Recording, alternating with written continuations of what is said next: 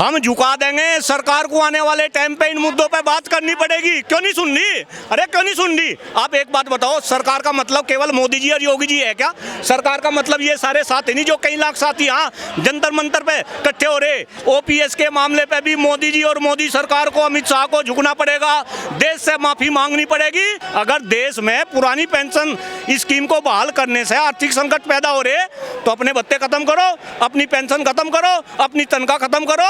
तुम तो सेवा के लिए आ रहे हैं। अगर तुम जनता के मुद्दे नहीं उठा सकते, अगर तुम पुरानी पेंशन स्कीम का मुद्दा नहीं उठा सकते, पर्यावरण का मुद्दा नहीं उठा सकते, स्वास्थ्य का मुद्दा नहीं उठा सकते, देश में जो है बेरोजगारी का मुद्दा नहीं उठा सकते, किसान का मुद्दा नहीं उठा सकते, बस अब हिंदू मुस्लिम पे चले जाओ। हम यहाँ पुरानी पेंशन स्कीम की बात कर रहे हैं, तब हिंदू मुस्लिम पे चले जाओ।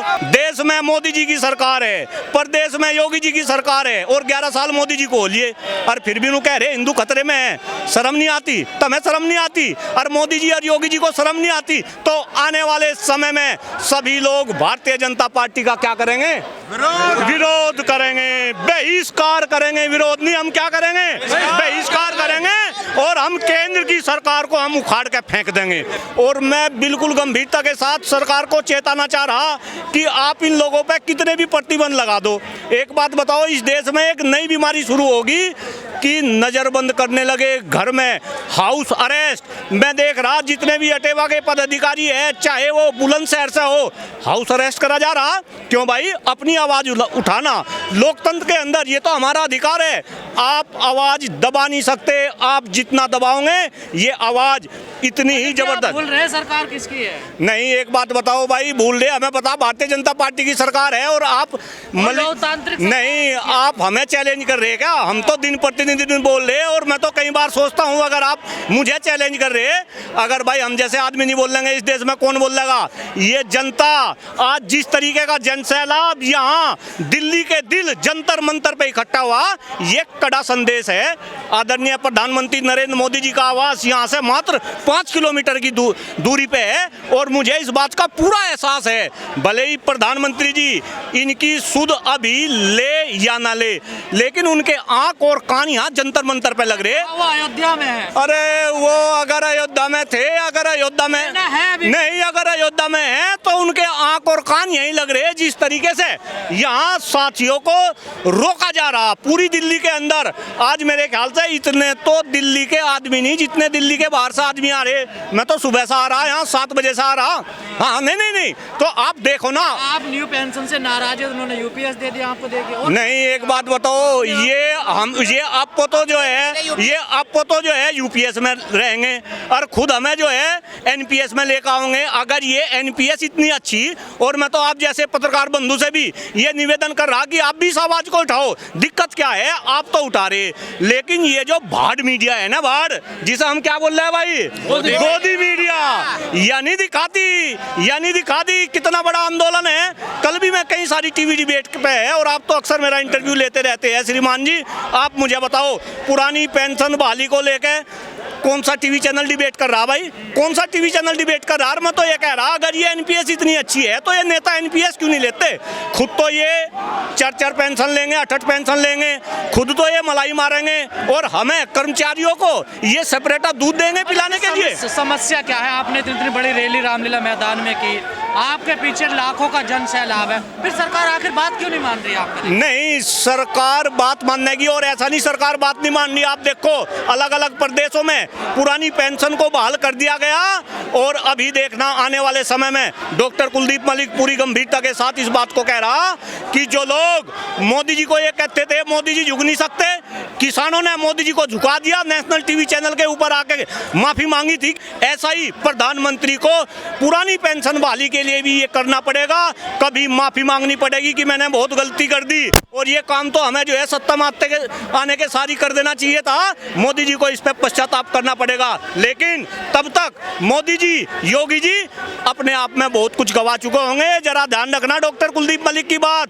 आपको पुरानी पेंशन स्कीम को बहाल करना पड़ेगा, क्योंकि अब हम जैसे क्रांतिकारी भाई, चंद्रहार जैसे भाई साहब, विजय बंधु जी जैसे भाई साहब, इन्होंने हिंदुस्तान की जनता को समझा दिया कि अब तुम तो पेंशन लोगे पुरानी पेंशन स्कीम के तहत, हमें दोगे नई पेंशन स्कीम के तहत, अब ये चलने वाला नहीं है। और अब तो जनता इनसे उभरी। आप कौन से मोदी जी की बात कर रहे हैं? अरे आप क्या बात कर रहे हैं? 2 सीट बिहार में दे दी। बिहार और इसका नहीं पता, लोकसभा में 400 पार का नारा लगा रहे थे। क्या करा, क्या हल करा?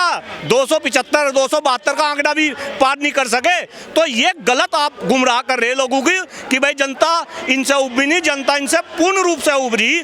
और एक बात बताओ, आज देश में भाई किसान इनसे परेशान, जवान इनसे परेशान, ये कर्मचारी आप देख ही रहे, कितने लाख कर्मचारी आपको यहाँ जंतर मंतर पे दिख रहे होंगे, और आप कह रहे हैं कि जनता इनसे उब नहीं रही। अरे हाय हाय हाय, अरे हाय हाय, धर्म इनकी धर्म की नहीं। हाँ मैं चला जाऊंगा। अरे शर्म कर लो, कुछ शर्म कर लो, क्या दिखा रहे आप? हमारे जैसा क्रांतिकारी साथी पर आप इस तरीके के आरोप लगा रहे। ये जनता ना तो देखना पसंद करेगी ना सुनना पसंद करेगी।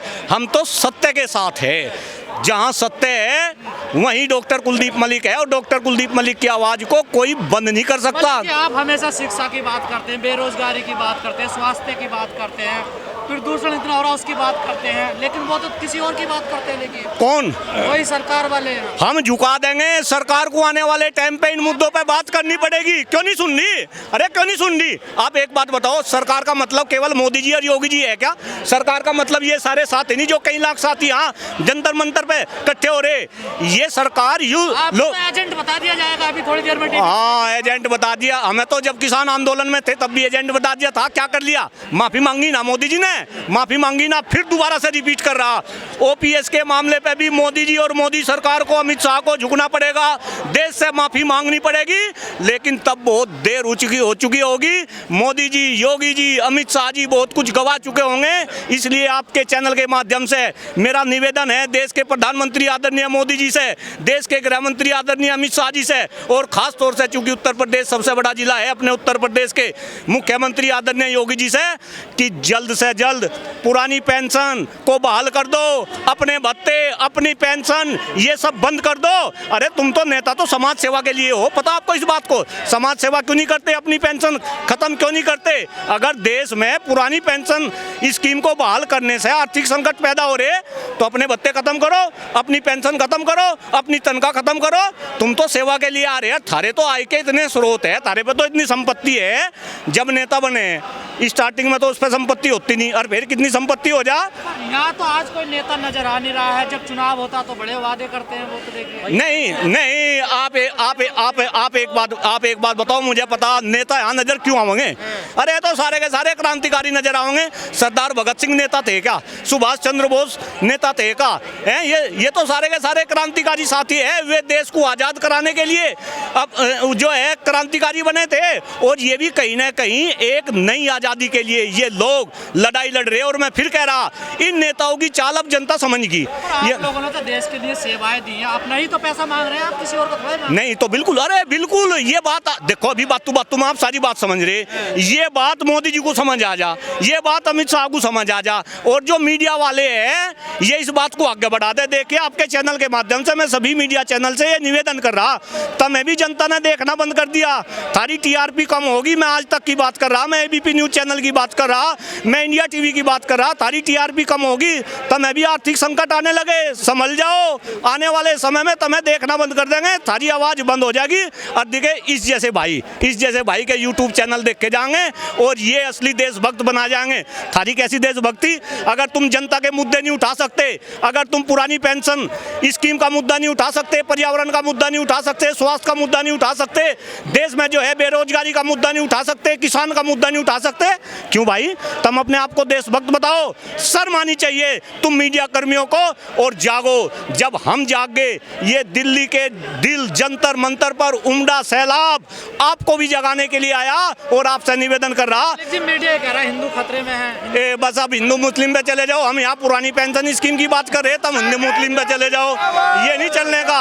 और एक बात गंभीर रूप से कह रहा, अगर देश में मोदी जी की सरकार है, प्रदेश में योगी जी की सरकार है और 11 साल मोदी जी को हो लिए और फिर भी उन्होंने कह रहे हिंदू खतरे में है। शर्म नहीं आती? तुम्हें शर्म नहीं आती? और मोदी जी और योगी जी को शर्म नहीं आती? आप क्या बात कर रहे हैं? ये हिंदू मुस्लिम की बात केवल और केवल असली मुद्दों से ध्यान भटकाने के लिए करी जा रही। पुरानी पेंशन का मुद्दा ना उठ सके, देश में पर्यावरण का मुद्दा ना उठ सके, देश में नौजवान अपनी आवाज ना उठा सके, हैं भाई? ये तो बहुत गलत बात है। मुझे लगता है आपको निकल पाएगा रास्ता जिस तरीके नहीं, क्यों नहीं निकलेगा? अच्छा आप एक बात बताओ, मैं आपसे एक क्वेश्चन कर रहा, आधे घंटे से आप मेरे से क्वेश्चन कर रहे हैं, दिल पर हाथ धर लो और इस जन सैलाब को देख कैसे कैमरे को घुमाओ उधर को और बताओ कि अगर ये जन सैलाब मोदी जी, योगी जी और देश के प्रधानमंत्री तक अपनी आवाज उठा रहा तो क्या इसका हल ना निकले? अरे मैं तो आपसे ही पूछ रहा भाई, मैं आपसे पूछ रहा। ये जन सैलाब हमने रामलीला मैदान में भी देखा था। नहीं, बिल्कुल रामलीला मैदान में भी आपने देखा था, लेकिन ये खास तौर से अटेवा के जो भी साथी है और इनके साथ में जितने भी संगठन जुड़ रहे हैं, आप इनका प्रयास देखो, ये कछुए की चाल आगे बढ़ते जा रहे और इनकी रफ्तार बढ़ती जा रही और धीरे धीरे सरकार तक भी ये बात जो है जाति सरकार को भी दिख रही। अगर पुरानी पेंशन स्कीम देश में बहाल नहीं हुई तो केंद्र में भारतीय जनता पार्टी की सरकार आने वाले टाइम में खत्म है। आया ना भाई? खत्म है, आया ना? हम एक हैं, हम एक हैं। कर्मचारी एकता जिंदाबाद, जिंदाबाद, जिंदाबाद। कर्मचारी एकता जिंदाबाद। पुरानी पेंशन, पुरानी पेंशन, पुरानी पेंशन, पुरानी पेंशन। हम दिल्ली के जंतर मंतर से आज ये घोषणा करते हैं, हम कह रहा, मैं नहीं कह रहा, डॉक्टर कुलदीप मलिक नहीं, इन लाखों लोगों के बीच में डॉक्टर कुलदीप मलिक ये घोषणा कर रहा कि अगर केंद्र की सरकार ने पुरानी पेंशन बहाल नहीं करी तो आने वाले समय में सभी लोग भारतीय जनता पार्टी का क्या करेंगे? विरोध करेंगे, बहिष्कार करेंगे। विरोध नहीं, हम क्या करेंगे? बहिष्कार करेंगे और हम केंद्र की सरकार को हम उखाड़ के फेंक देंगे। जो अध्यक्ष है आदरणीय विजय बंधु जी मंच पे है, पुरानी पेंशन बहाली, निजीकरण और टेट के खिलाफ ये जंतर मंतर पे आज संघर्ष करा जा रहा। और आपकी जानकारी के लिए बता दूं, हिंदुस्तान के कोने कोने से आज यहाँ लोग इकट्ठा हो रहे और जिस तरीके का जनसैलाब और जितना जनसैलाब यहाँ पे है, इससे कई गुना जनसैलाब बाहर रोक रखा।